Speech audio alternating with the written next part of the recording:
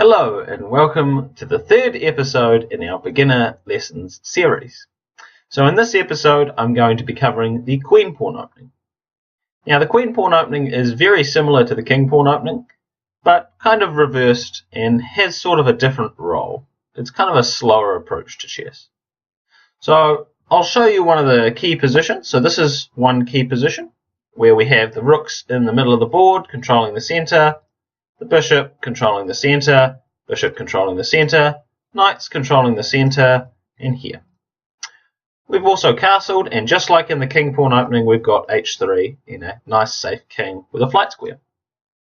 So this is one position that can arise from the queen pawn opening, and the other one is this position, which is similar. We've castled, we've got the same setup over here, but probably we're going to play queen here and bring the rooks this way to control up through here. So the key difference between these two positions is whether or not the pawn is on one of these two squares. Now, it's kind of a personal preference as to where you want to put it, because both of these are perfectly playable at just about any level of chess. So that one's up to you, and you can experiment and work out which one you like and try both of them. But if you want to look at this position here and compare it back to the king pawn opening, wherever I was with the king pawn opening. So something like here, this type of position, compared to this one, they're actually quite similar in that they have a nice pawn chain, they have the bishop outside the pawn chain, they have the knight controlling the center, and they have the bishop inside the pawn chain. Very similar over here, pawn chain, bishop, knight out, bishop inside, and the knight's controlling the center. Same type of castled setup and bringing the rooks to the center. So now you understand how all these pieces control the center. I'm now going to go through how to get to this position.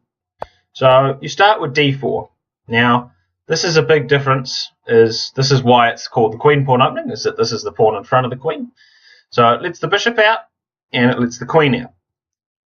Probably the only downside to this move is it doesn't help the king castle.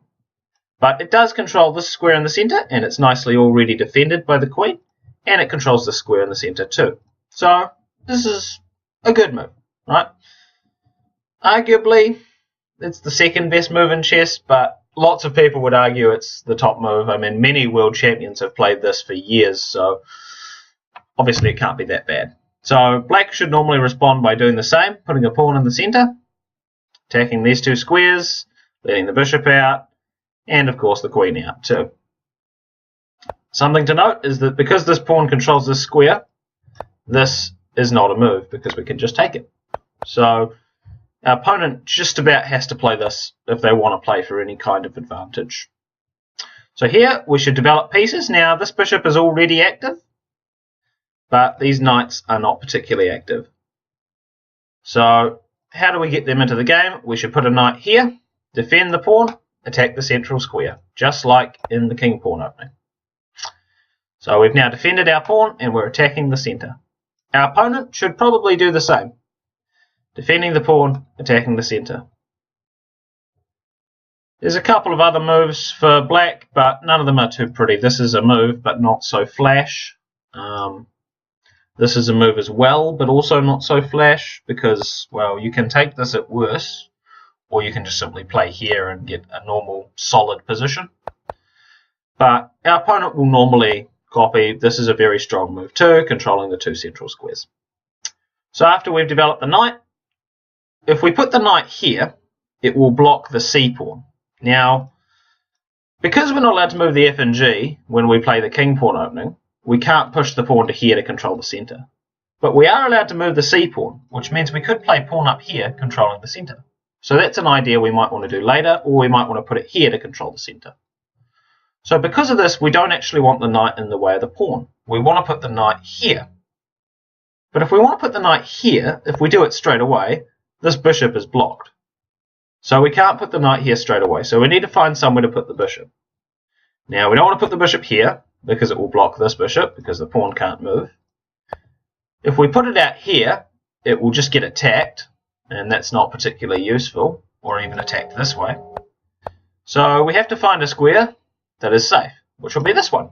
this one also controls the centre. So this is a very good square for the bishop. So our opponent will normally do the same. This is a good move straight back because it controls the centre, controls this long diagonal. So also if we count these moves out, look at this diagonal. So we still have the 5 along this diagonal here that we started with, and we now get another 5 through here. So this bishop is a lot stronger now. Our opponent will do the same, developing to get their extra 5 squares. That's fine. And here's where we play e3. So we lose these 3 squares for this bishop here, but we gain 5 squares for this bishop. This pawn defends the bishop and defends our centre. So can't be bad. Also, it will help us get this bishop out and get castled, which is a key idea in chess. Castling to make sure your king is safe. Our opponent will normally do the same. And now here is where you have 2 options, really, in chess. I mean, you probably have a third. You could play knight here, which controls the centre, but it doesn't help castling, so probably not the best move. So this is where you break off into what's called the Queens Gambit Declined, which is this position, where you put the pawn here to control the centre. Or you can play this move, which is a London type of setup. So this move directly controls the centre, it opposes this bishop, and it goes to castle. So I'm going to cover this line first. This is the London system, as you can see. So bishop d3 attacks the bishop, so they should run away with the bishop because they don't want to allow, like if they develop a piece, they won't want to allow this position where they take away from the centre, because taking away from the centre is bad. So if you get a chance, you should just take this.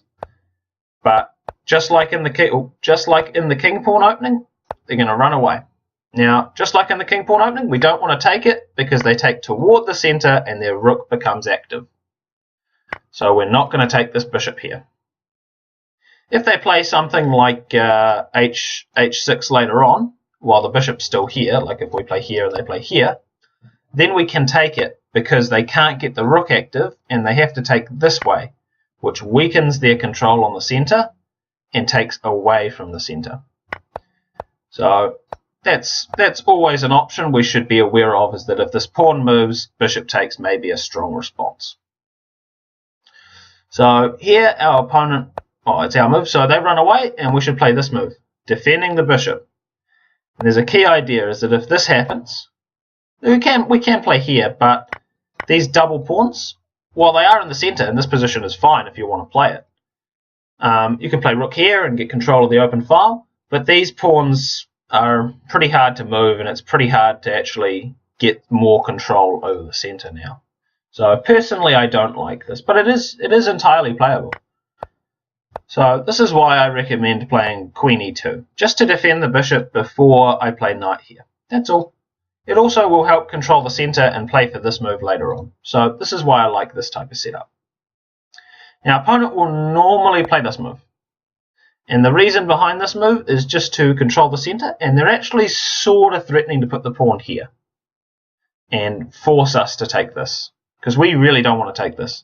So because they're sort of threatening to play here, we should actually play this move here, defending our centre, and so that when this move happens, we can drop the bishop back. So this move does also attack, but if we play here and they take it, we should normally take this way. Although this is taking away from, well, sort of away from the centre. I mean, we can play this way. This way's fine too. We get the file and we'll have these centres. But this one is quite strong too, as we get the semi-open file, which is very strong in chess. And when we castle, we will put the rook here, and this rook will control a lot of massive squares along this file. So this gives white quite a good attacking chance if they take this way. But you can take this way. This way is perfectly fine too, and put the knight here and castle, rook to the c file. This is perfectly playable and probably a great position for white. So after we play c3 defending our pawn, our opponent will develop a piece. Well, that makes logical sense. So knight out controls the centre. They may play something like here, where we just drop back, similar as before. there is this funny move that they can play dropping the piece, so your opponent has to be very wary of what you're doing. But knight here is probably a better move controlling the centre. So they may try this line, and this is fine for white. None of this is actually a problem. But knight c6 is a more precise move, controlling the centre straight away. 2 squares in the centre versus controlling 1. So this is why knight c6 is a better move. Where have I gone to? Bishop d6. So knight c6 here. So here we should develop this knight, controlling the centre. Now, you may think about castling in this position. Castling's fine, but putting a knight in the middle and controlling the centre is probably better because straight away we control the centre, but our king is not under attack at all. So there's no bishop here check, which is annoying. There's no queen out check that's annoying. Our king is already nice and safe in the middle of the board.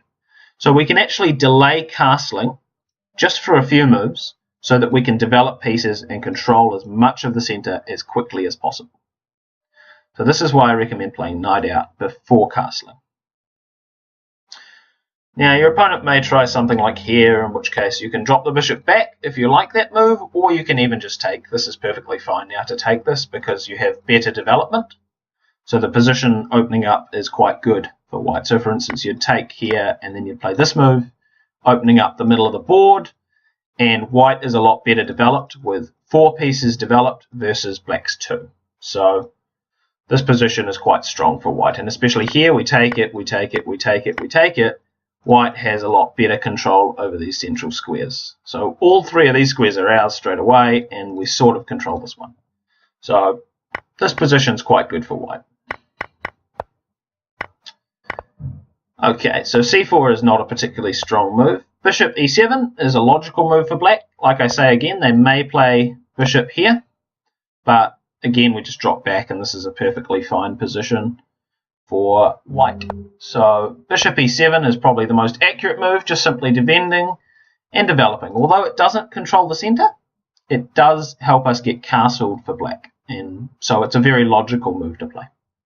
So as white now, we've developed our 4 minor pieces and we developed our queen, so it's time to castle. Now, if we castle this way, this pawn is undefended. Something like here will be annoying. This move will be annoying because if we take here, we're on an open file, which is not pretty. And if we take this way, this is still a very weak structure with our king. We've already moved the pawn. If we castle this way, this is like moving the f pawn. So this is not very good. So we should castle kingside in these structures. Most of these positions we should always castle kingside. It's very safe behind these 3 pawns in just about any position of chess. So quite nice to be behind the 3 pawns. Our opponent should probably castle straight back. Now, just like in the king pawn opening, you can play h3 as quick as possible, but not a lot can actually attack over here. So you don't need to play h3 as quick as you do in the king pawn. There's no worry about bishop here because the bishop's over here. So this move can be played here so that you have a square to drop the bishop back. And actually looking at it now, I think maybe this is quite a strong move, so that knight here doesn't attack the bishop because we can drop the bishop back.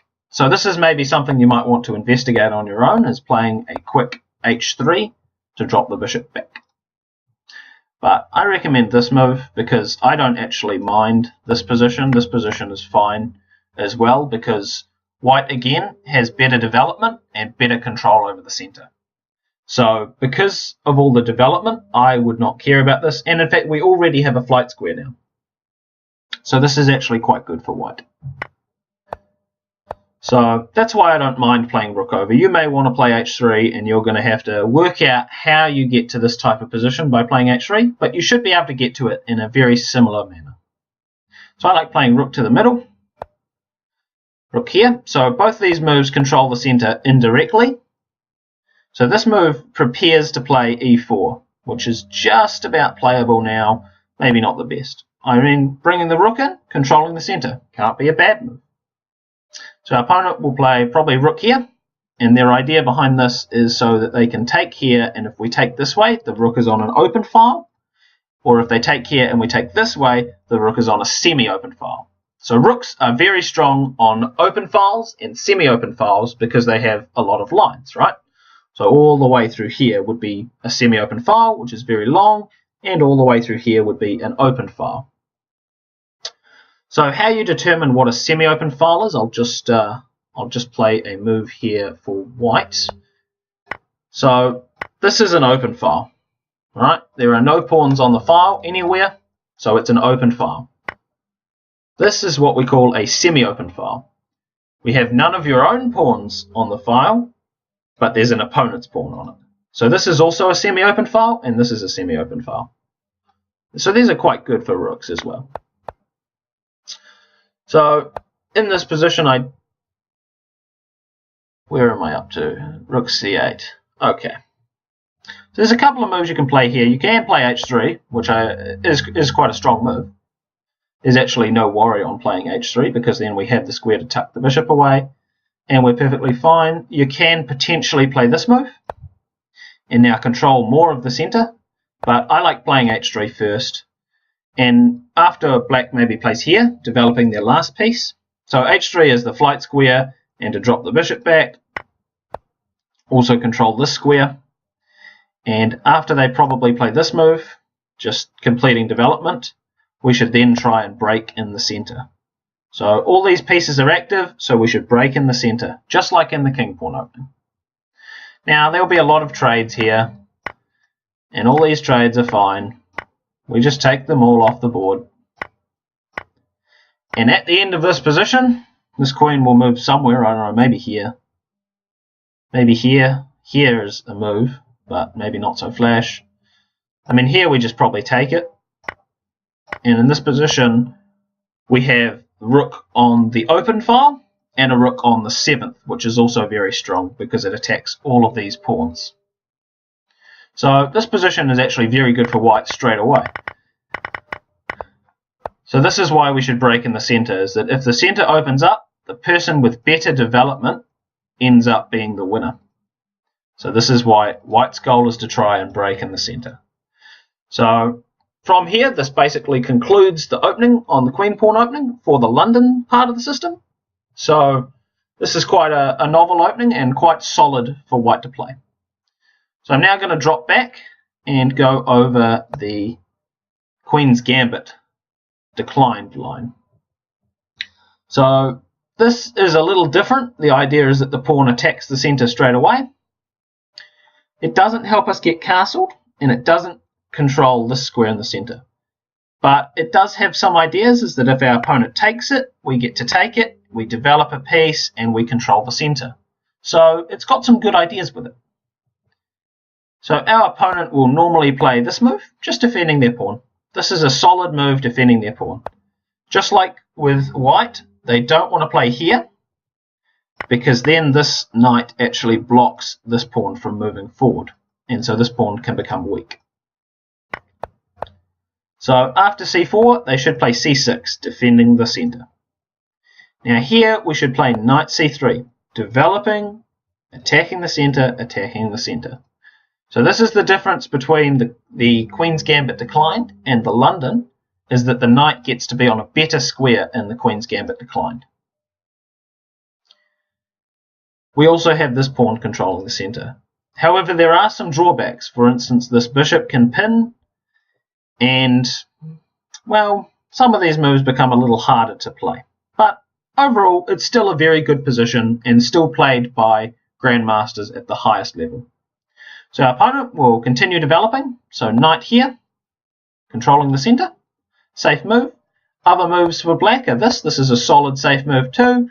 And this move, which is also a solid safe move, where we should probably just drop the bishop back and have this position. So again, they can't take because our rook gets active. And we don't really want to take here because their queen gets active. So that's why I recommend dropping the bishop back. But any of these moves are fine for black. Obviously takes is bad because we get to develop a piece, and now we've got 4 pieces out versus 2. So this is good for white. So they should just develop with simple developing moves. So 3 pieces out for white, 3 pieces for black. This is equal. So we continue development, so bishop out so that we can get castled. Nice king safety. We can play here, which is a perfectly fine move too, but our opponent will probably drop back to here. Or they do actually have this option of taking and taking and taking here, because now our queen has to take, and our queen is not really on the best square here. So this is why I recommend putting the bishop here. Nice and safe, keep the pieces on the board, and work on the fact that you have better space in this type of position. So our opponent should continue development too. So 4 pieces out versus 4, still equal. Castle, king nice and safe behind the 3 pawns. Castles, king nice and safe behind the 3 pawns. And now h3. Drop the bishop back square and a flight square. There's nothing that can go to here, so we're actually very safe here in this position as white. Now I didn't continue the analysis much further than here, but black will probably do the same, because this is a move here to attack the bishop. And if you win the bishop pair, then you actually have a good control over these light squares in the center. So this is actually an annoying move, now that this move has been played, controlling this square. So our opponent should probably play here. We have some options in this position. We have queen to b3, defending our pawn and sort of, well, pretty much attacking through here. So this move, this is a perfectly fine move, attacks the pawn. It's actually pretty hard for black to defend this pawn. So they may try this move, and we should play here. The idea being that when they take, we take toward the center and our rook becomes active. So this position, even though we've got the double pawns, is quite good for white, because you have good central control and an open file, or semi-open file. So that's one option, is to put the queen here and attack the pawn. Another option is to just simply play rook to c1. So this is not an open file, but it has a potential to be both an open file or a semi-open file. So this is why we put the rook here, is so that if black plays some move, we can take here, and if they take, the rook is on an open file, which is good. Or if they take this way, the rook is on a semi-open file, which is also good. If they take this way, well, then they give up a lot of control on the center. So then we have a lot of other options to play.